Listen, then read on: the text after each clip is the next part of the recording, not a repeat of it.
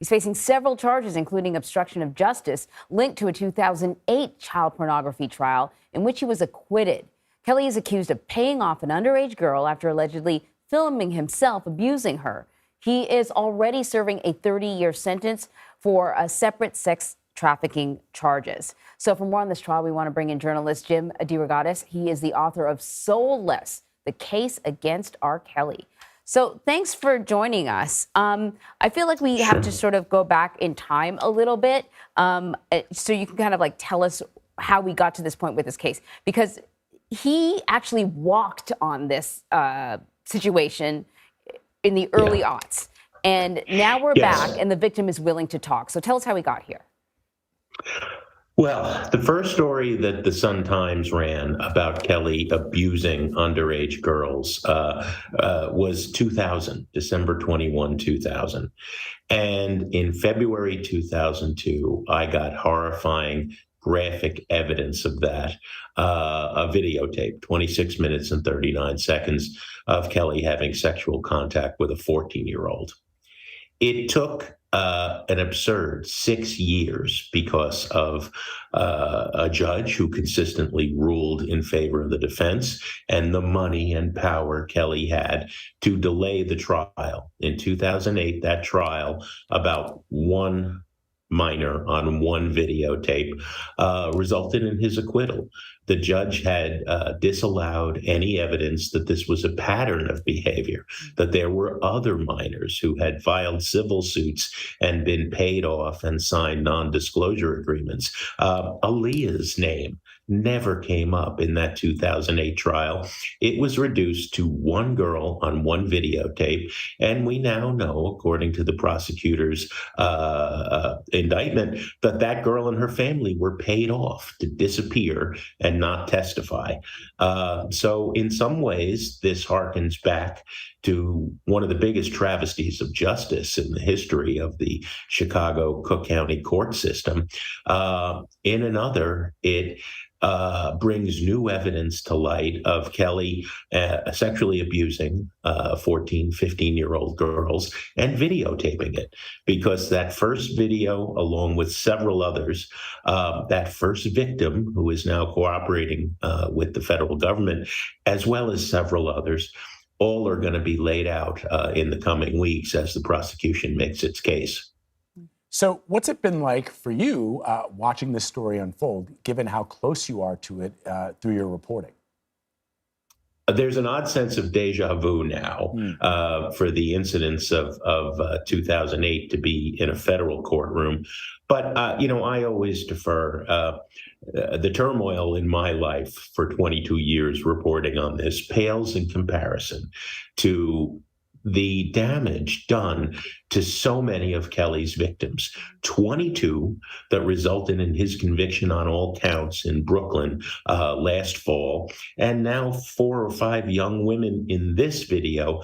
What they're going through, having all of this in the headlines again, what every one of his victims is going through, it just is a horrible trigger, and it's traumatizing.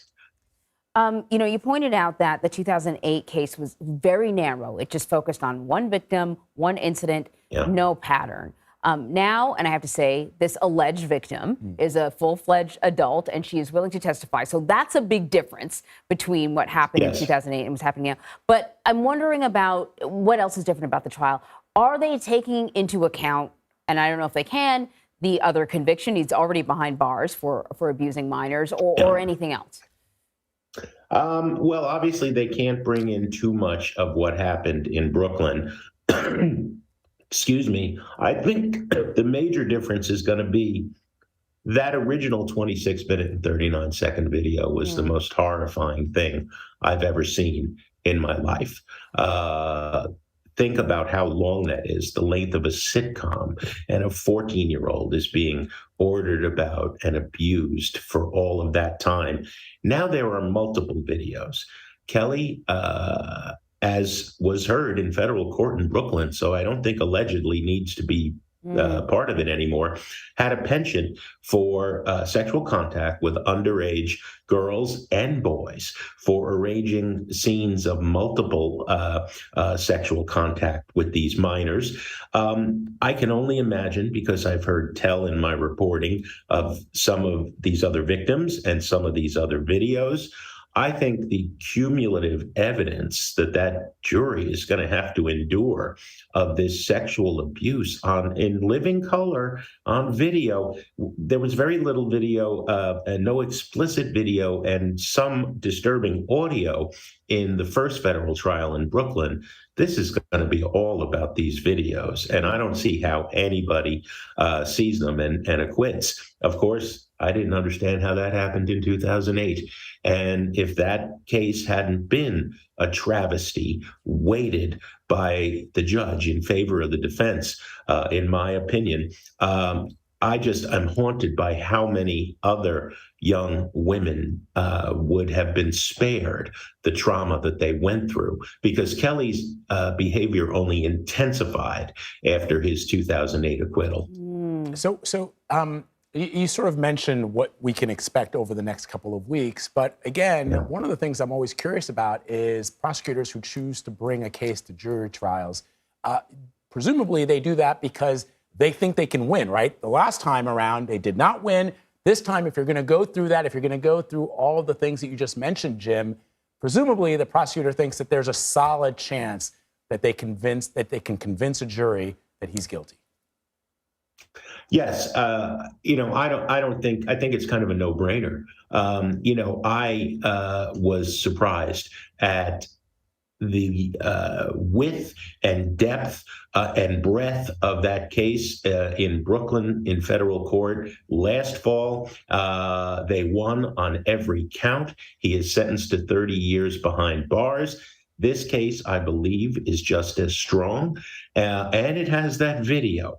So, I had heard that Kelly was offered a plea deal to serve some time concurrent with the Brooklyn section, the Brooklyn sentence, and he passed on it. Whether that was because of Jennifer Bongine, his high-powered defense attorney, or his own hubris, he has never expressed remorse for any of the things he is now convicted of. There is no sense that he did anything wrong. And, he didn't testify in Brooklyn. He didn't make a statement in sentencing. We probably won't hear from him in the Chicago trial, but he thinks he is above the law. He thinks he is the world's greatest, to quote one of his song titles, and his talent as a musician allows him to behave any way he wants with no concern whatsoever to I know the names of 68 of his victims that I've spoken to. I believe that list is well into the hundreds. There were 22 victims in the New York trial. There's going to be 4 or 5 in this one. It's just a horrifying, we haven't wrapped our head around the fact that no one in the history of popular music has ever been convicted of as many crimes against women as this man. And let's face it, in this music world that I love and cover as a journalist and critic, men have treated women badly for a very long time. But no one has ever gotten a 30-year sentence, which now could be extended, doubled. So, Jim, let me ask you, you said you've spoken to a number of his witnesses. Have you spoken to the witness that's at the center of this case? And if you have, I'm curious about why she decided to pursue it now. We don't know who she is. He's already been convicted, so he's being punished for this sort of behavior. She could easily just sort of allow that chapter to close for her, but she's going forward. Well, I have never spoken to her or her mother or her father, although we tried very hard when that videotape came to us, and even a year earlier when we did our initial reporting, because we'd heard she was being sexually abused. But I spoke to her family members. Her aunt testified in the 2008 trial. So did, her basketball coach, some of her best friends and teachers. Many people wanted to stop the abuse of this girl at the time.